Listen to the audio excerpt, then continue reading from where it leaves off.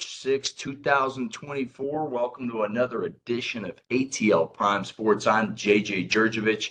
Joining me this evening is Larry Gardner, the PA voice of your Rome Emperors. First season as the new name. Larry's joining us tonight, and of course, our fabulous producer up in Memphis, Tennessee, Wayne Ridenauer. No TC tonight. He is out with some family and having a good time doing it, so we're going to let him have the night off. You can find us all at ATL Prime Sports on Facebook, X, Instagram, YouTube, of course, Apple and Spotify. Personal X's at JJ Get You One for myself, at RWY Jr. for Wayne, at Corder Todd for TC Todd Corder, and at LG for Real, though, for Larry Gardner. Larry, how you doing tonight, man? Everything is well, JJ and Wayne. It's good to be back on. We had some crazy high school basketball state playoffs going on that kept me away from the show for a couple of weeks, but, you know, that's all settled in. Spring season is right here and has just engulfed us wide open, not even slowing down. But it's been hectic, but it's great to be on with the fellas once again. I appreciate you asking. It's glad to have you on, and I wanted to say on air, congratulations. I saw the news on Facebook, man. You got the PA voice job for the Georgia Tech spring football game. It's huge news, man. We're all happy for you here. No, appreciate it. You know, I'm just looking to work my way up to the ultimate goal, but one step at a time. I'm grateful, man. Appreciate the shout out. Absolutely. Wayne, how you doing tonight, man, up in Memphis? Well, I tell you, Memphis is getting to be the comeback city. I don't know if anybody caught that game against who in the heck were we playing? Oh, yeah, that's right. We're playing Andy Kennedy's new squad, and we were behind by 22 points with about a minute and a half to go in the first half, and somehow ended up winning the game by more than 15 points. Because of this huge comeback, and Kennedy got all excited and got tossed. He got tossed, though. I don't think it was because he touched any official. I think it's because he got one technical for talking and another technical for being in a place where he shouldn't have been on the court. So it wasn't quite as vitriolic as it looked. That'll get you every time. The double technical, they'll toss you right on out of any ball game. I'm doing well, Wayne. Thanks for asking. Not as well as Iowa women's guard Caitlin Clark, who broke Pistol Pete Maravich's all-time NCAA scoring record, of course, in basketball, that is. Hats off to a wonderful career, Caitlin, and best of luck in the WNBA. What's on tap for today's show?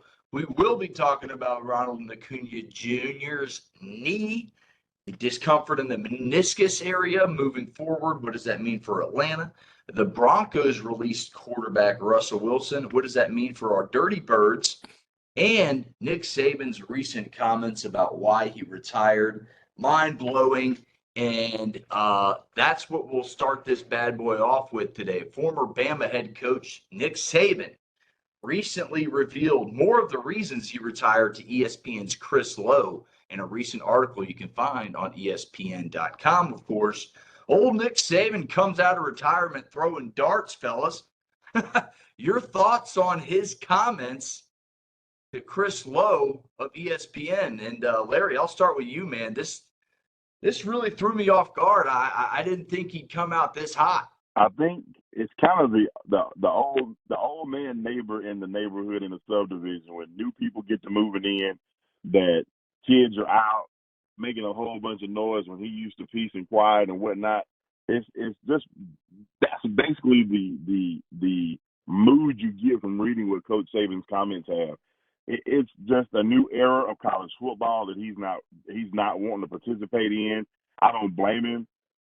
For him to say that he was very unpleased, and he used some other words that I won't use. You read the article for yourself.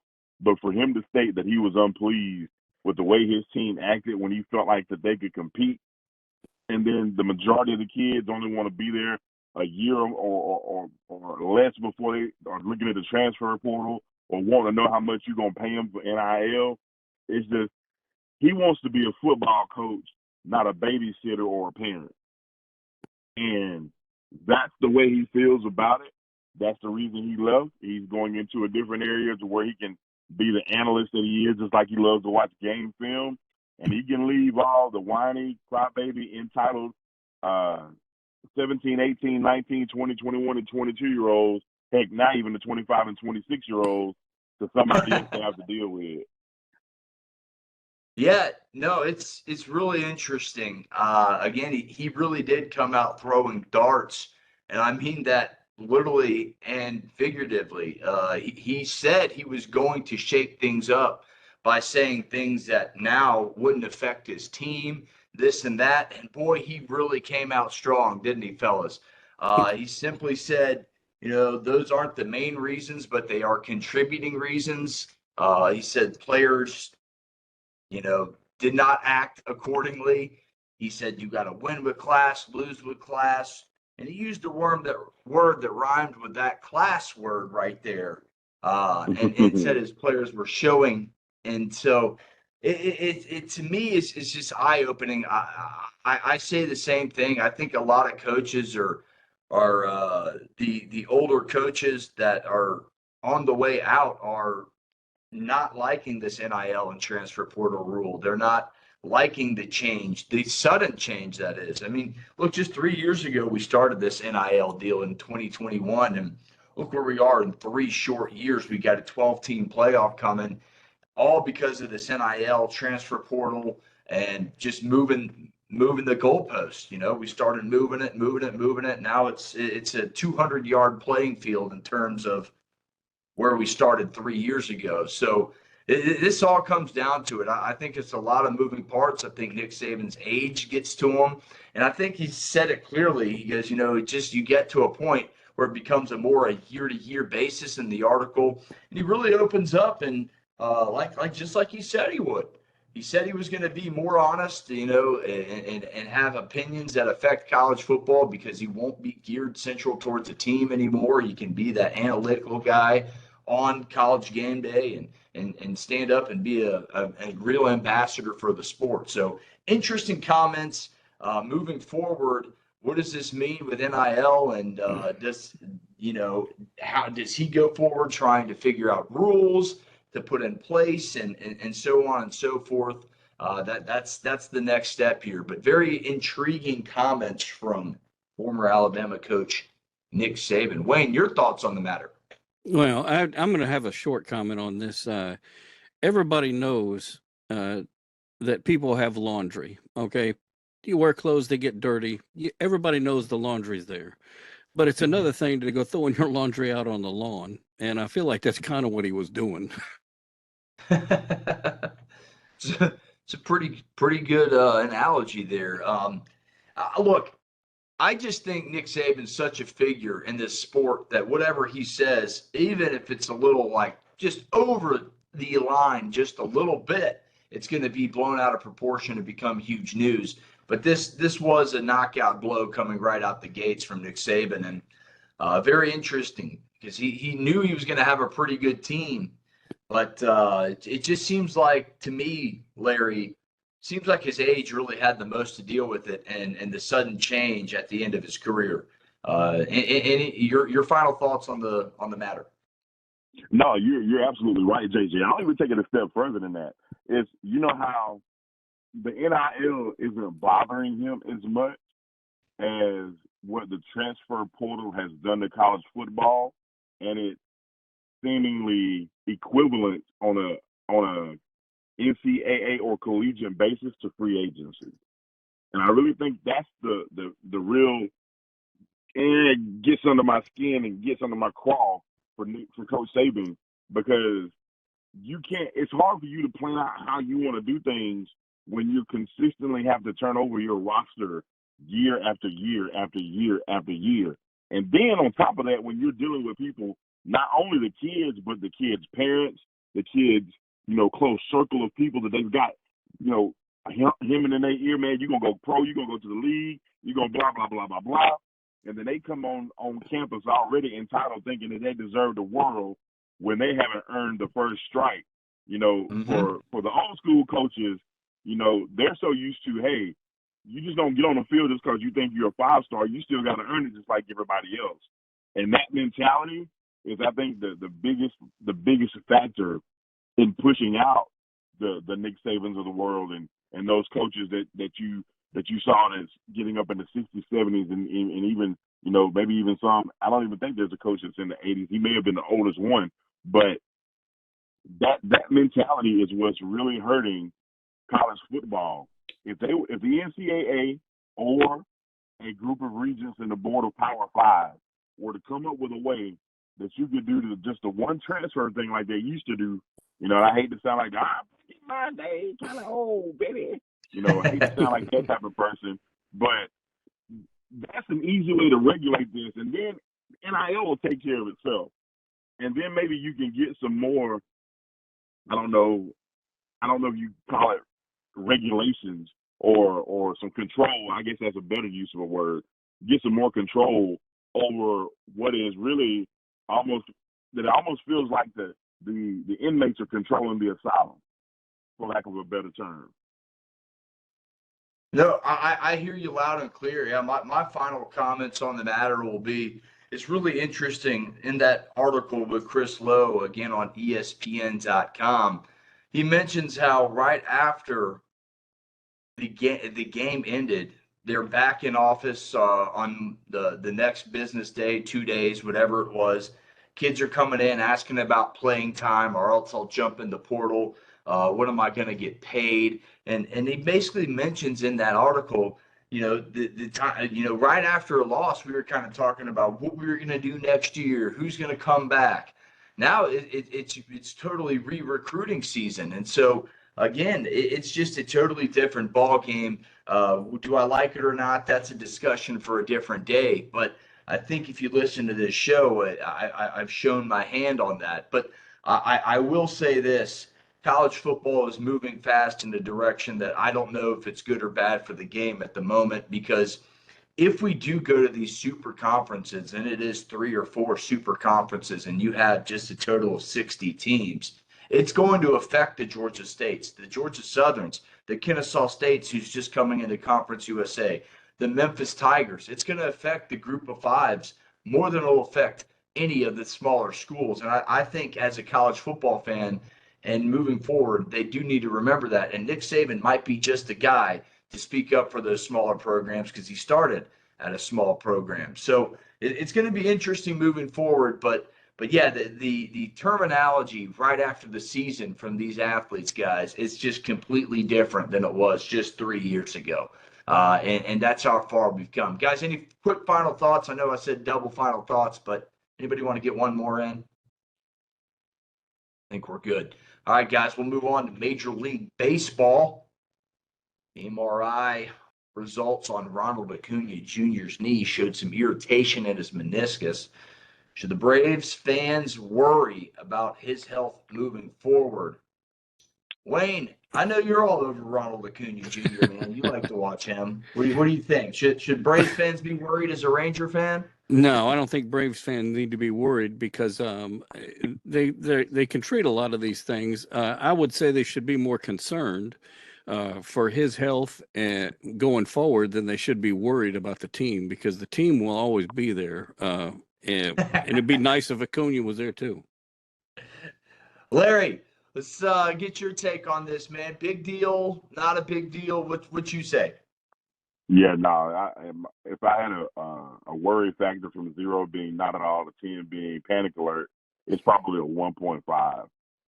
I've talked to several of my ex-teammates who have gone through ACL injuries, and they say this is pretty per the norm, especially if you don't really get a chance to get off of it and rest it at all, which Ronald has been wide open. He's played almost the entire season, plus playing winter ball in Venezuela, and jumped right into spring training, so he really hadn't had any time to rest it at all. So I think he's fine. I think it'll be good. And worst case scenario, if he does tear it, get surgery, get recouped, because I'd much rather have a healthy Ronald sometime around Memorial Day to finish the season than to have him come out of here and be not 100% and then hurt himself halfway, and then we're at 2021 all over again where he's going to miss the season.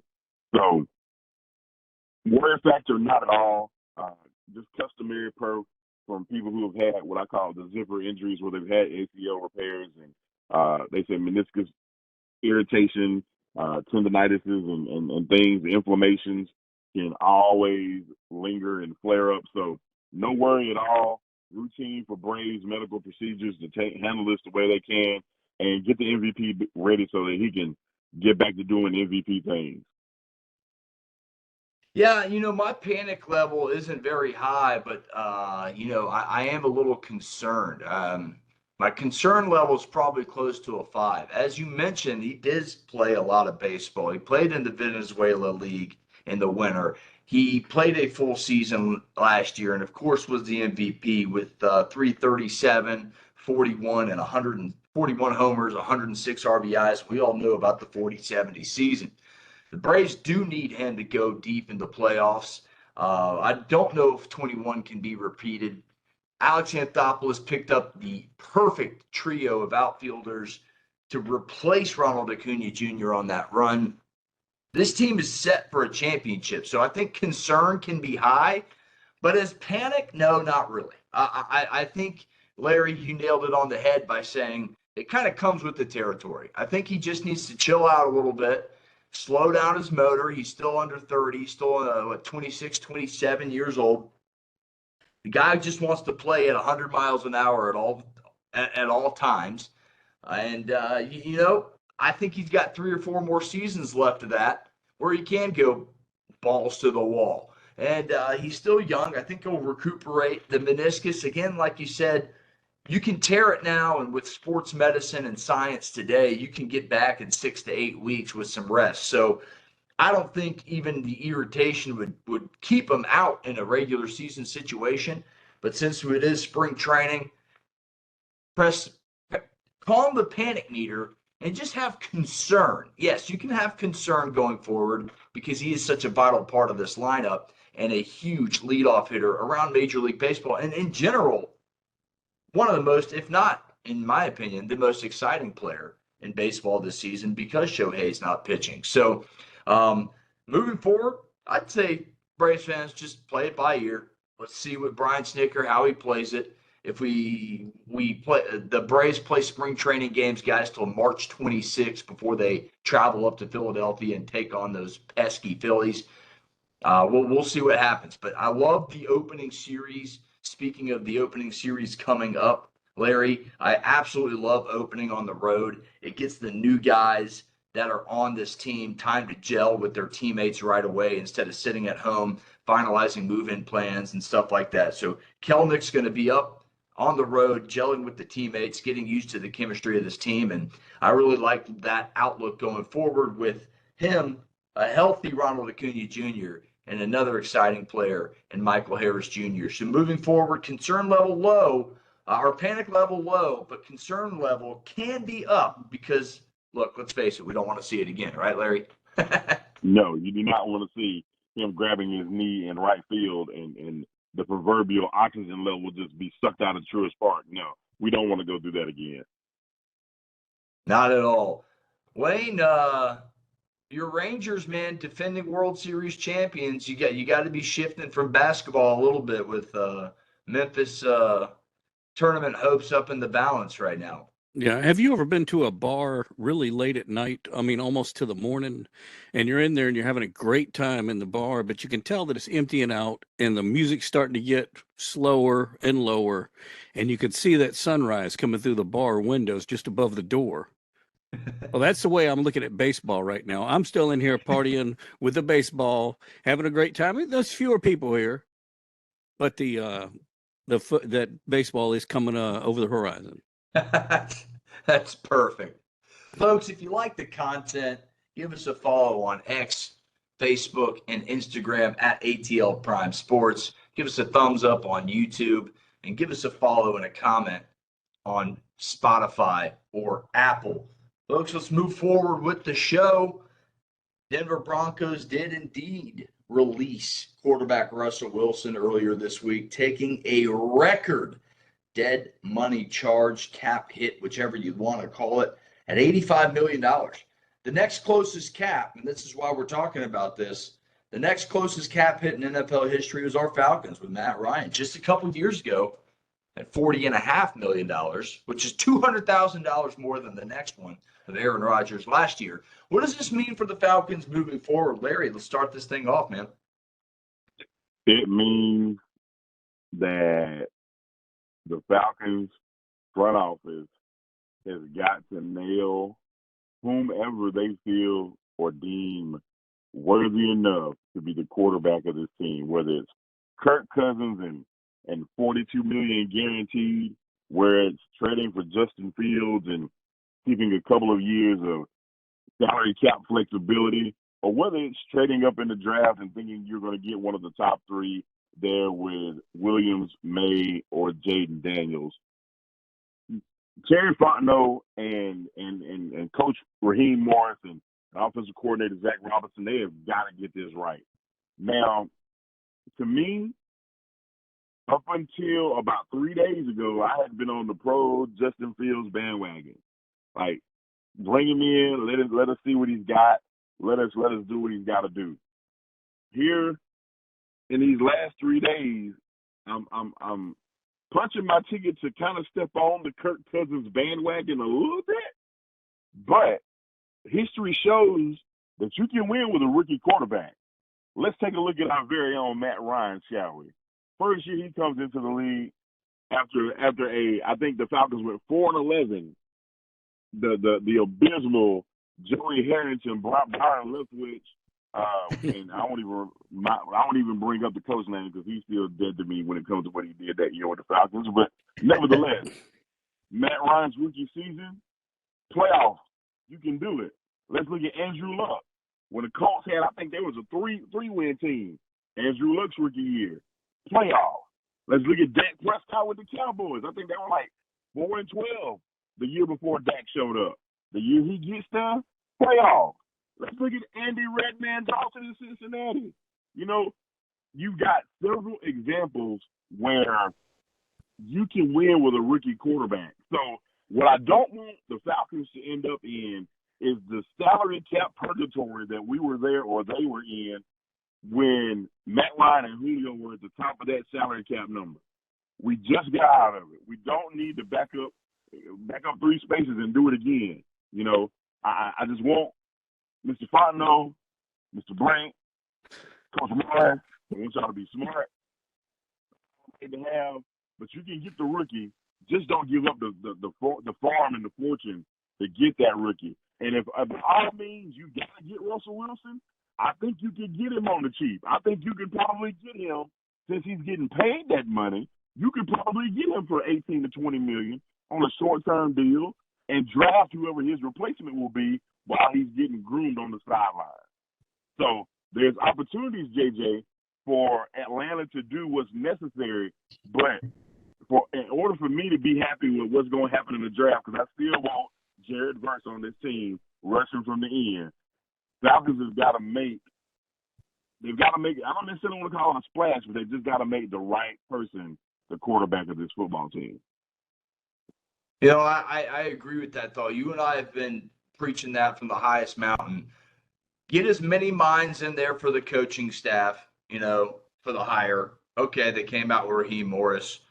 Maybe not the guy I would have gone with, but coaching pedigree, head coaching experience, Super Bowl on his resume. I like the hire. I'm going to give the guy a chance. Here we go in the next phase of this. Now it's the quarterback role.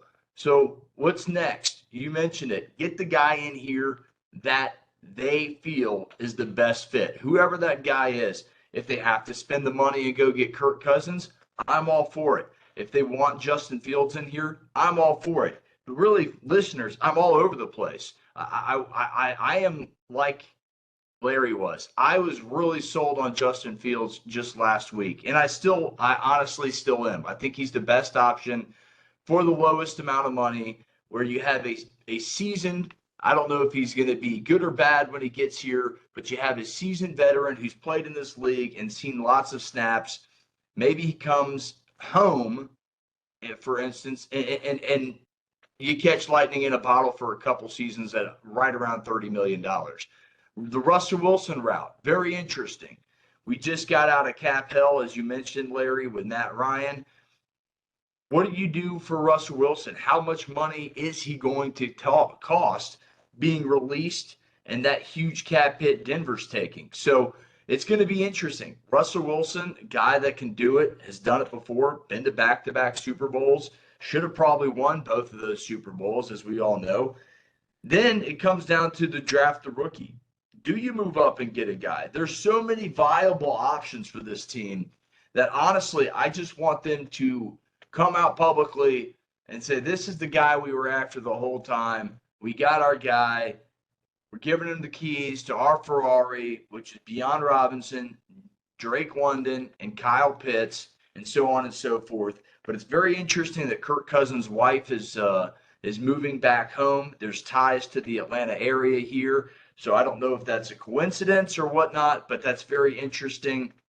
And moving forward, again, I'll just say this. I think the best option is to get a free agent quarterback in here and preach to the crowd, hey, let's win early. Because, yes, Larry, you are right. There has been some recent history of rookies winning early and often. Mark Sanchez did it, and another one you can mention is C.J. Stroud last year. But it's still overall a huge gamble. You know, Peyton Manning threw 28 interceptions his rookie year, had very struggled up and down. Eli Manning, the same thing. So it is what it is in that department, but I don't know if the Falcons have the draft capital to move up into that top three, because it does seem like the top three teams are going to take quarterback right now. But then again, everything could be blown up, Larry. The Bears could decide to keep Justin Fields, trade down, get monstrous amounts of picks, and build their team inside out, and be a team contender right now. They have some pieces. But it's just going to be very interesting. We saw the franchise tags go down today, so that kind of opens up some doors for what the Falcons can and could not do as well. And it's all very interesting. It's all connected. The league New Year starts in a week or so, and I'm really anxious to see what the Falcons do with that 8th overall pick. Does it get traded? Do they draft a quarterback with it? Does it turn into Justin Fields? What happens? Russell Wilson's a viable option.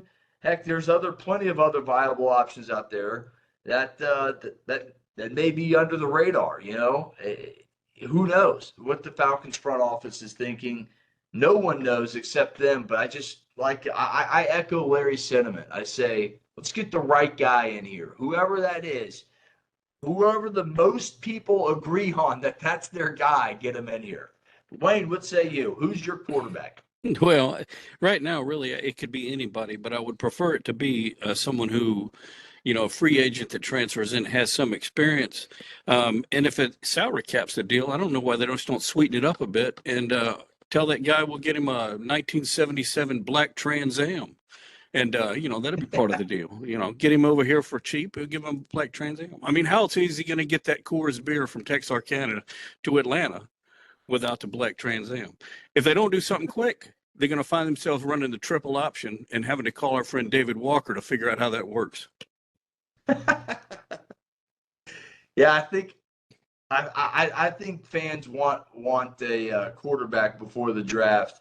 That's my general sentiment on that. Larry, what say you? What are your Falcons fans, friends, saying about the quarterback situation? Do they want one now? Do they want one before the draft? Do they want a rookie quarterback?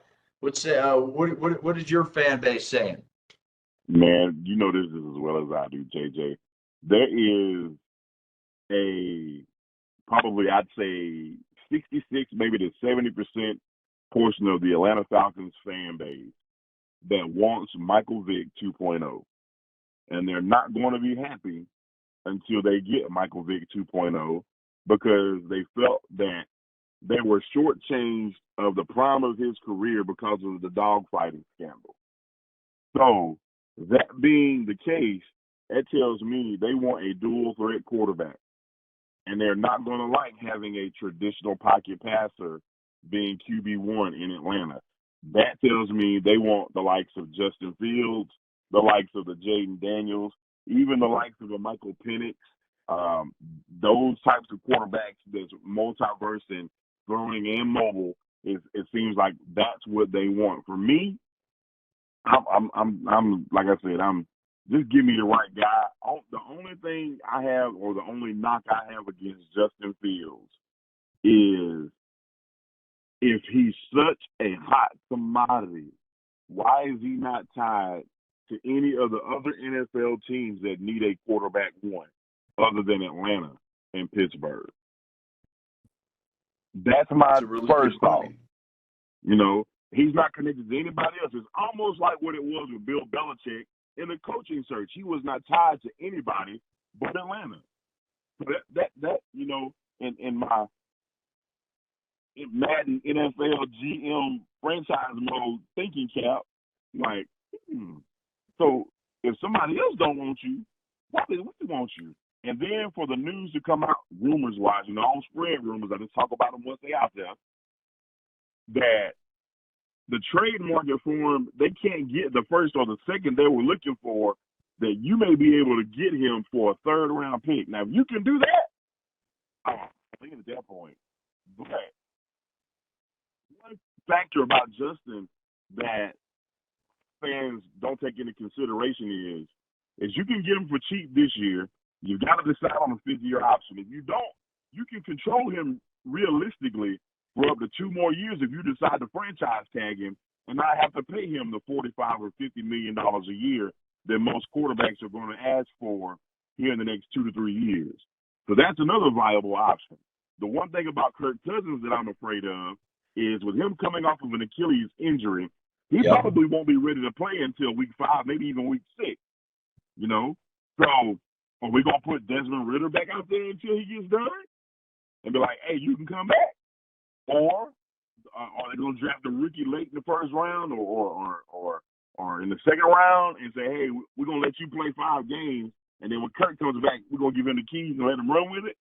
You know, so there's so many different variables that people aren't really taking into consideration when looking at the quarterback. And there's still so many things Terry Fontenot said that I've been really breaking apart. He said, we're going to attack this thing in the offseason by 3 levels. We're going to go by must-needs or must-haves, needs, and then wants. Well, the Falcons have 4 must-needs that they have got to get right this offseason. Number 1 is the quarterback, obviously. Number 2 is they've got to get a rush edge. Got to get it done. Number 3, they need another corner to go opposite of A.J. Terrell just in case he bolts, because you don't know what's going to happen there. And then I think they need another center to bolster up that offensive line. So take all the money that you got in your salary cap for this offseason to go grocery shopping with, and just because something look real good, you go spend your whole grocery money on a big porterhouse T-bone steak because it look real good when you still got other things to take care of. So, long-winded answer, but most of them want Mike Vick 2.0. They want somebody that's the Patrick Mahomes run-throw option, and because that's what they saw got into the conference championships this year, both in the AFC and in the NFC. Yeah, my friends, the Falcons fan base on my end, it's like me. They're all over the place. They have seen such bad quarterback play for the last couple seasons that they're just ready to move on. And I don't blame them. So look, Baker Mayfield's a free agent. His name has been linked to Atlanta a couple times on long shots. Like I said, there are very many viable quarterback options. It wouldn't surprise me if Jaden Daniels ended up in an Atlanta Falcons uniform at that 8th overall pick, depending on how the draft goes. Because remember, folks, it's very possible that the Bears just say, hey, we're going to keep Fields. We're not going with Caleb Williams. That could throw a wrench in this whole entire thing. And I'm very anxious to see how it plays out. But there is one guy that I would really prefer over everybody else, and to me, it's still Justin Fields. Hometown guy, 1, shows the ability to run the football with his legs, and I think Zach Robinson is the offensive coordinator that'll get the best out of Justin Fields. He's shown what he can do with Matt Stafford and the LA Rams, and I'm just hoping they can bring some of that magic over here with any quarterback. And who knows, the guys, we mentioned this last week. Desmond Ridder could come out of nowhere and maybe start for this team if the cards don't go right. It's just that crazy of a scenario. I've never been this confused at what can happen because there's so many viable options. But Russell Wilson would be great. That'd be my plan B. My plan A would be still try and trade for Justin Fields. But it is interesting, Larry, you mentioned it. Terry Fontenot also passed on Justin Fields 3 years ago. So they had a chance to draft him. Maybe there's something there to that, and I'm just trying to be stubborn with the hometown kid. Guys, any final thoughts on that, Wayne or Larry? 50 days until the draft, my friend. 50. Yeah, it gets here fast, doesn't it? It's very fun times once free agent and the new year hits. It's like a 90-mile-an-hour fastball. Folks, let's get to our final thoughts for the evening. And before we do, remember, if you like the content, give us a like on YouTube, hit that notifications button so you know when our latest videos drop. And thanks for listening. Final thought of the night, I'll start this one off. It's about the Atlanta Hawks. They're only a play-in team. That's it. That's all they are, no matter what. No Trae Young right now, 10th in the East at 27-34, playing against, I believe, the Celtics tonight. Top 5 in offense, averaging over 120 a game, but 29th, which is second to last in defense, giving up over 122 a game. Even when healthy, 100% Trae Young and company. I don't think this team could beat the best, the Bucks, the Celtics, the Warriors out west, the Nuggets out west. Heck, I don't even know if this team could beat the Sixers, the Knicks, the teams that are in front of them right now. So I just don't know if this team is worth keeping around. It may be time to blow this bad boy up and build from scratch. And that's my final thought. Larry, I'll throw it to you. Yeah, my final thought centers around that as well. Trae Young had sat down with Taylor Rooks and on their podcast and asked Trae Young some questions concerning the 21 postseason run, the knock on him and being labeled a selfish athlete or a selfish ball player and a coach killer. And they asked him if he wants to stay in Atlanta and win in Atlanta and the things of that nature. And long story short, the guy wants to win here. He went into some details about everything, and he was really candid about his answers. If you got a chance to go look at it, I strongly advise that you do so. But here's the wrap. Even in the midst of the Hawks not playing up to what we think that they ought to be able to play, 5 people on that team are having career best years under Coach Quinn Snyder, one of which was drafted number 4 overall, and it started coming off the bench to average about 20 points a game, and that guy is DeAndre Hunter. If Coach Quinn can unlock some of these things that he's done with Jalen Johnson, and I'm telling you right now, you can go ahead and bank it. Keep the receipt. Label this podcast episode. You can come back and check me on it. Jalen Johnson will be all NBA in 2 years, and that will be the Batman and Robin. It'll be Jalen Johnson and Trae Young. They need one more, and they really need him up front for the Hawks to get to the level that they really need to get to, and for us to be able to enjoy being back at State Farm Arena in the playoffs yet again. Interesting. I like it, Larry. Wayne, you're going to sign us off with your final thought, buddy. Well, I'm going to stick with the basketball thread theme here and mention that there is one team that could get beat by the Philadelphia 76ers.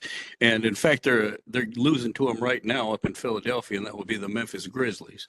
As far as the Tigers go, we've got one last game to play. It's down in Boca Raton, Florida on the 9th on CBS, 11 o'clock. So early game. That means less commercials, and you'll get a chance to see what's now being called the three-headed monster of Jones, Quinterly, and Tomlin who together scored 85 of those 100 and whatever it was points that Memphis scored in that last game. So that'll be something to look for. A three-headed monster indeed. Folks, that wraps us up for Larry and Adairsville, Wayne and Memphis. I'm JJ and Lilburn. Thanks for listening. Again, if you like the content, give us a like, give us a subscribe. We'll see you next week, guys. Get you one. Bye-bye.